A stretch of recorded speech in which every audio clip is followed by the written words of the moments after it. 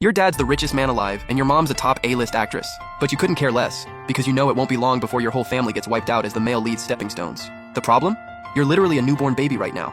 Absolutely helpless, except somehow your parents can actually hear your thoughts. The first time you opened your eyes after transmigrating into this novel, you took one look at the bare delivery room and started roasting the system in your head. You said this was gonna be a rich family. Su Manking had just given birth, and the moment she looked at you, a smile spread across her exhausted face, then froze solid the next second. Because she swore she just heard a voice say, "This family looks broke. Are they even gonna be able to afford me?" After looking around and confirming no one else reacted, Su Manking slowly pieced it together. The voice was coming from you. A newborn that could talk was already wild enough, but the real crisis? Her own son thought they were poor. Su Manking immediately called out toward the door. "Genting!" Lin Genting pushed the door open, took one look at you and broke into a smile, because he'd been standing right outside and heard every single thought. The second he found out you thought the family was poor, he told Auntie Lu to bring all the gifts over right away. You had no idea they could hear you, but the moment you heard gifts, your ears perked right up. Lin Genting lined up gift box after gift box on your bedside table, introducing each one, from your oldest sister, second sister, third sister. "Wait, we're actually loaded?" You cheered internally, and the couple both burst out laughing at the exact same time. Though they were both a little bummed because these hilarious little inner monologues of yours seemed to be something only they could hear. Su Manking then reminded Lin Genting to also prepare a gift for Jiang Haoyu. Now that they had their own son, they couldn't just start neglecting the kid they'd been raising. The moment you heard that name, the whole storyline came rushing back to you. Jiang Haoyu, the male lead of this novel. As the Lin family's adopted son, he'd always felt like they treated him unfairly. And after you were born, that resentment turned into full-on hatred toward you. In reality, Lin Genting and Su Manking had always treated him like their own flesh and blood. He was just overly sensitive, a total white-eyed wolf. Now hearing your parents talk about buying Jiang Haoyu gifts, you couldn't hold it in anymore. "Mom! Dad! That guy is literally going to get us all killed!" Both of them froze, and neither one realized yet that the other could also hear your thoughts. They kept their faces neutral, but internally they were both thinking the same thing. They could spoil Jiang Haoyu all they wanted, but they were not letting their own son get the short end of the stick. Su Manking said the baby was probably hungry and asked Auntie Lu to come in and feed you. As a top celebrity, she wasn't planning to breastfeed herself, gotta protect the figure. But the second you heard Auntie Lu, you started panicking. She was one of the novel's villains, and her little stunt was exactly what turned you into a vegetable later in the story. Auntie Lu had barely walked you out of the room before your inner voice blared out, "Mom, she's going to poison the formula!" Su Manking was ready to jump out of bed to go check herself, and Lin Genting wasn't taking any chances either. He quietly slipped off to follow Auntie Lu to the kitchen. He hid by the doorway watching her prep the formula, scoop the powder, add water, shake it up. Everything looked completely normal. He almost convinced himself he was just overthinking it. But just as he was about to head back, Auntie Lu's expression twisted into a creepy smirk. She glanced around to make sure no one was watching, then pulled out a hidden pill and crushed it into powder. She dumped the whole thing into the formula, and just as she was about to put the bottle to your mouth, Lin Genting finally snapped.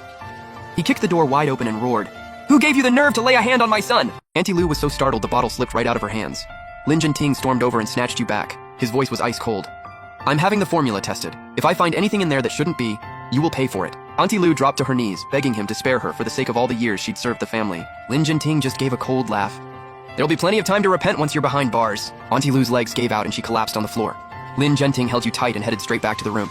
He told Su Manking everything that happened, and the two of them were shaken up for a long time afterward. Meanwhile, you sat there watching them take down one of the book's villains in like 2 minutes flat, completely floored. With parents this powerful, you could literally coast through this entire life. Once you knew the danger had passed, you relaxed and quickly dozed off, even blowing a few little snot bubbles in your sleep. After that, Su Manking refused to take any more chances. She handled every single feeding herself from that point on. A few days later, Lin Genting brought you and your mom home with a full grand welcome. 6-year-old Jiang Haoyu watched you being carried in, and a look of deep resentment flickered across his face. He had a feeling.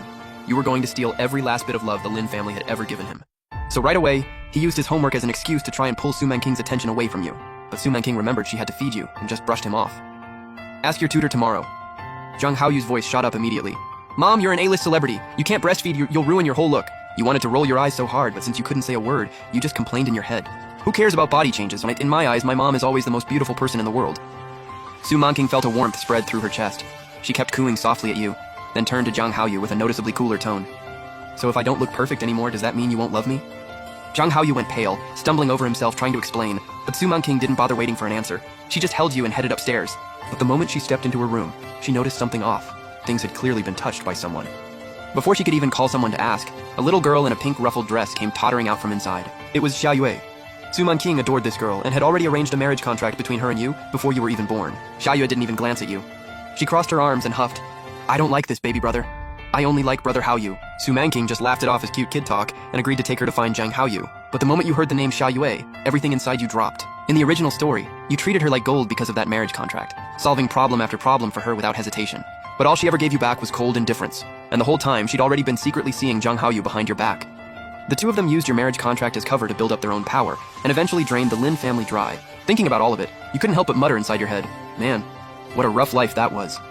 Su Mangking had just reached the doorway when she heard your thoughts again. She paused, then turned around and carried Xiaoyue back to your crib.